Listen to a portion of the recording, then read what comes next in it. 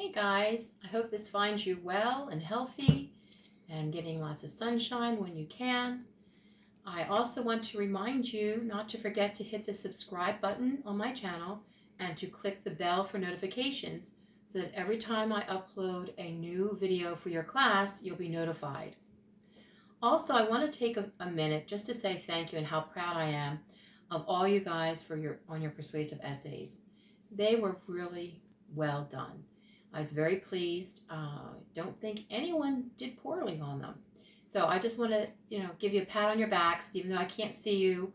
Know that I'm very proud of you. And what we're going to be doing now is we're going to be introducing a whole new genre. We're going to be talking about the epic. We're going to be talking about Gilgamesh, and we're going to be doing the Iliad, and we're also going to be doing a little bit of Beowulf. Now, Gilgamesh is something pretty new to me. It's been a long time since I taught Gilgamesh. Beowulf is more for me. I've read more Beowulf and studied it, but we're going to talk first before we even get into the literature about what an epic is and the history of an epic. I also want to remind you to make sure you take notes. This information is not in your textbook. This is research that I have done that will help you to understand what we're going to be doing over the next few weeks, a couple months actually, in finishing reading up the epics. Now, what is an epic? An epic is actually a timeless myth, legend, or folklore with historical events. So there is truth to it, but it's also a lot of mythology in there. We're going to learn about the customs and values of people of different cultures and past ages. We're going to talk about classic heroes and very strange monsters that are in the epic.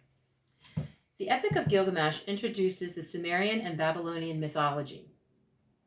Historical documentation and archaeology finds substantiate the origins of Gilgamesh, and it builds a bridge between fantasy and reality, while orienting to universal needs for myths, hero figures, and legends. And we're living in a time period now where a couple heroes would be nice right now with all this stuff going on. In the Iliad, we're going to familiarize ourselves with the Homeric style, Greek mythology, and the Trojan War. Beowulf is the first epic poem in English. It is filled with excitement of monarchs, warriors, and monsters. Identify types of folk and literary epics, and we're going to determine their differences. You're also going to be able to apply a set of guidelines on reading an epic, of how to study Gilgamesh, how to study the Iliad, and how to also study Beowulf. We're going to identify the characteristics and conventions of an epic and how to apply these conventions to the selections that we're going to be reading. We're going to analyze the characters, their heroic characteristics, the relationships that they have with other characters in selected epics also. We're going to also evaluate the plots, conflicts, outcome of events, conclusions of selections that we will be reading. To interpret the intended meaning of the symbolism within the epic, we're also going to be doing. Now, understanding the epic hero. Gilgamesh is often cited as the first tragic hero in literature. Although he is two parts, he's part god and he's also part mortal. His search for everlasting life leads to a tragic fact: there is no escape from death.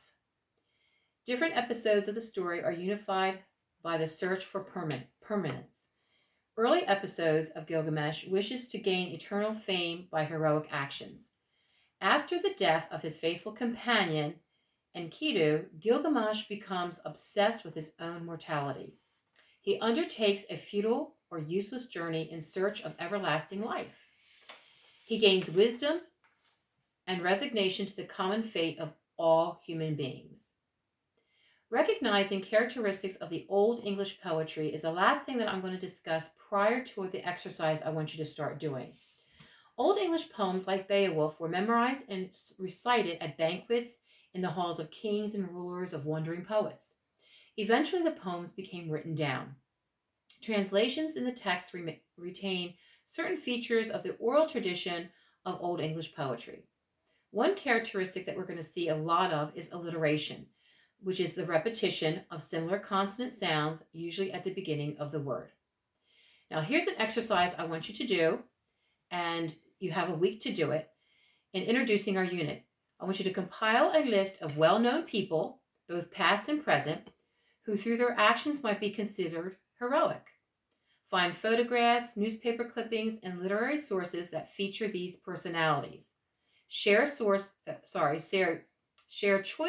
in an informal presentation telling why these heroes and heroines are significant and what qualities make them extraordinary individuals. Now, since we're not going to be together in order to do an informal presentation, we'll just write things down.